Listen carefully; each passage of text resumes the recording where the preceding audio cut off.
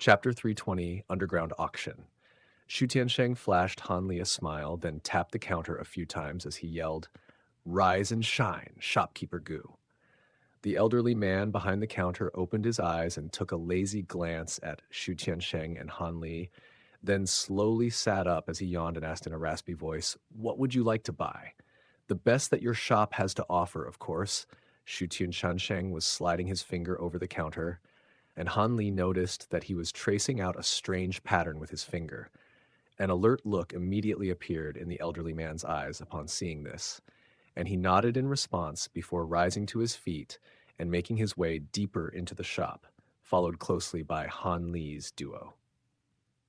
Before long, the three of them arrived in a dilapidated wooden shack in the backyard of the shop. The elderly man tapped one of the walls of the shack a couple of times, and a string of cracks rang out as a layer of azure light appeared over the wall, then transformed into a shimmering azure door, beyond which was a dark pathway that appeared to have been leading underground. "The auction venue is down there," the elderly man said as he pulled out a pair of white masks for Han Li's duo. Some star and moon designs were engraved onto the masks, and they were giving off rippling waves of blue and white light, giving the masks quite a profound appearance. Shu Tiansheng accepted the masks, then handed one to Han Li, before leading the way into the passageway. Han Li took a glance at the mask in his hand, then gave the elderly shopkeeper a nod before stepping into the passageway as well. The stone gated behind him swung shut amid a burst of dull rumbling, and the interior of the passageway was plunged into complete darkness. However, this degree of darkness naturally wasn't going to trouble Han Li. The blue and light on Shu Tiansheng's mask swelled to form a light barrier that enveloped his entire body. Han Li was rather intrigued to see this. The blue and white light barrier was able to keep out even his spiritual sense, and it also concealed the majority of Shu Tiansheng's aura. If it weren't for the fact that the two of them had been standing together this entire time, Han Li would have been unsure of whether this person actually was Shu Tiansheng. The aura concealment effect of these masks was very similar to that of the masks of the Transient Guild, but they were far lacking compared to the Transient Guild masks when it came to their ability to alter auras. Han Li also put on his mask before injecting some immortal spiritual power into it, but to his surprise, it displayed no reaction at all. Han Li faltered slightly upon seeing this, then increased his immortal spiritual power output. However, the mask was like a bottomless pit and its surface had lit up slightly, but it was nowhere to the same extent as Shu Tiansheng's mask. Han Li continued to increase his immortal spiritual power output until he was drawing upon most of the immortal spiritual power in his body, and only then did he manage to achieve the same effect as Shu Tiansheng's mask. Only then did Han Li realize that this mask was a device that verified one's cultivation base, and that those below the mid-true immortal stage would have been unable to use it. The two of them made their way down the dark passageway for a while before turning a corner and arriving in a stone chamber, at the end of which was a white door of light that was giving off a gentle glow in the darkness. The auction venue is just inside. Shu Tiansheng seemed to have been quite familiar with this place, and he strode through the door of light. The blue and white light barrier around him resonated momentarily with the door of light, and he abruptly vanished. Han Li also stepped through the door of light, following which he found himself situated in a hall with Shu Tiansheng standing not far away. Han Li cast his gaze into the hall to find that it was ovular in shape and around 3,000 to 4,000 feet in size. The furnishings in the hall were quite luxurious, and the ground was paved with beautiful dark red bricks, while several massive and intricately crafted palace lanterns were hanging from the ceiling. There were also many gemstones embedded into the walls. But even with the palace lanterns and gemstones acting as light sources, the area was still rather dim. There were several dozen large chairs crafted from precious wooden materials in the hall, and many of them were already occupied, but all of the people seated on the chairs were also enshrouded in blue and white light barriers, making it impossible to glean their true appearance.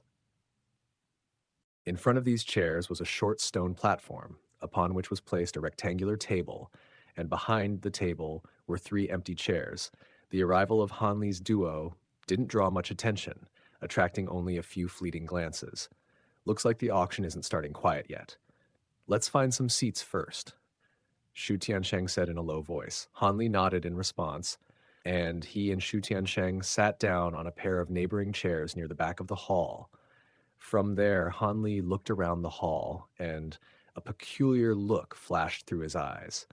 There was a faint yellow light barrier over all of the walls of the hall, and it didn't appear to have been all that remarkable, but Hanli could sense that the restriction was extremely thick and dense. The restriction was clearly an Earth attribute one, and it seemed to have been drawing power from the vast Earth, which meant that attacking the restriction would have been equivalent to attacking the entire Earth itself. Such an advanced restriction was extremely uncommon, and by Hanli's estimates, even if he were to go all out, he most likely wouldn't have been able to break the restriction. The fact that there was such a formidable restriction in the auction venue indicated that this was truly a very prestigious event. Everyone in the hall was seated with their eyes closed, and the entire hall was completely silent and filled with a tense and heavy atmosphere. 2 hours passed by in a flash, and during this time, 2 more cultivators arrived in the hall, both of which also sat down in silence. Right at this moment, a wooden door swung open on the side of the hall, and 3 figures, 2 tall and 1 short, emerged from within. These 3 figures were also completely enshrouded in blue and white light barriers that concealed their appearance, and they made their way over to the long table on the stone platform before sitting down behind it, with the shorter figure situated at the center. Sorry to keep you all waiting, fellow Taoists. Before we begin the auction, allow me to lay out what's going to happen today, the short figure declared. His voice was extremely clear and penetrative, and everyone below the platform immediately sat up straighter to listen. This auction will be split up into 2 parts.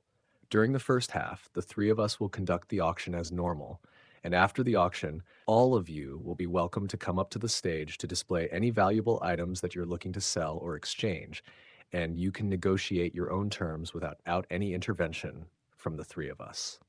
All right, without further ado, let's begin. As soon as his voice trailed off, the tall figure to his left swept a hand through the air to produce a rectangular wooden box with several talismans adhered to it. The short figure accepted the wooden box, then removed the talismans before opening it. Inside the box was an antiquated-looking blue longsword that was giving off dazzling blue light that was flowing over the blade of the sword like water, while producing a faint splashing sound. Tiny blue runes could be seen drifting throughout the blue light, and the entire sword was giving off law power fluctuations. "That's an immortal treasure!" Someone exclaimed before the short figure even had a chance to say anything. Hanli's eyes lit up slightly upon seeing this. The fact that the first auction item was an immortal treasure of a decent caliber certainly boded well for things to come. Indeed, fellow Taoist, our first auction item is this sea-splitting immortal slaying sword, and it's a bona fide immortal treasure that contains immense water law powers, far more so than the average immortal treasure. The short figure began to give a description of the sword, and he was an extremely eloquent speaker, sparing no praise in his description of the sword, and making it out to be an unmatched weapon that would grant the wielder invincibility. Many of the auction goers were tempted by what they were hearing, and they were eager for the bidding to begin.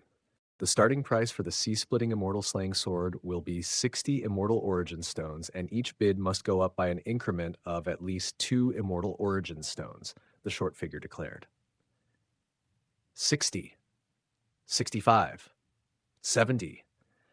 As soon as the short figure's voice trailed off, a string of bids immediately began flooding in, quickly elevating the bidding price to 130 immortal origin stones. At this point, there were only a handful of people left participating in the bidding, and ultimately, the sword was purchased for 160 immortal origin stones. Hanli chose not to place any bids. While it was true that the sea-splitting immortal slaying sword contained immense law powers, he could sense that the law powers within it were a little chaotic, indicating that something had gone wrong during the refinement process. so this was above its deserved selling price. The atmosphere had already leavened up quite a bit, and the short figure was clearly very pleased to see this as he declared, "Our second auction item is a 100,000-year-old soul birth flower. I'm sure I don't need to tell you all how valuable such a spirit plant is. It's the ideal supplementary material for refining avatars." The tall figure next to him pulled out a jade box, then opened it to reveal a golden spirit flower. Many of the auction goers erupted into chatter upon seeing this. The flower wasn't comparable in value to an immortal treasure, but it was certainly far rarer. After praising the soul birth flower for a while, the short figure declared, "The starting price will be 30 immortal origin stones, and each bid must go up by an increment of at least one immortal origin stone." A hint of surprise flashed through Hanli's eyes, and he clearly wasn't expecting to see a soul birth flower of such an advanced age here. He still had some soul birth flower seeds, so he naturally had no intention of bidding for the flower. But it seemed that Shu Tiansheng was very eager to obtain the flower, and he was participating in the bidding war. However, after a few rounds of bidding, the price was quickly raised to over 80 immortal origin stones, and Shu Tiansheng could only drop out of the bidding war. In the end, the flower was sold for 95 immortal origin stones, much to Hanli's intrigue. He wasn't expecting soul birth flowers to be able to fetch such a high price even on the ancient cloud continent. With the heaven controlling vial in his possession, he could mature some soul birth flowers at any time. But all spirit plants watered with the heaven controlling vial's spirit liquid were imbued with traces of time law powers, which made selling such spirit plants quite risky and only something that he could turn to as a last resort. With that in mind, Hanli could only heave an internal sigh. The auction continued, and around 20 to 30 items were auctioned off in a flash. All of the auction items had been extremely precious, with not a single one of them selling for below 50 immortal origin stones, but the blood crystal lotus root still hadn't appeared. Hanli was starting to grow a little concerned, and Shu Tiansheng was also getting slightly agitated. "Are you sure your sources are correct, fellow Taoist Shu?" Hanli asked through voice transmission. "I'm certain. I have some ties with the powers behind this auction, and there's no way they would lie to me." Shu Tiansheng hurriedly replied.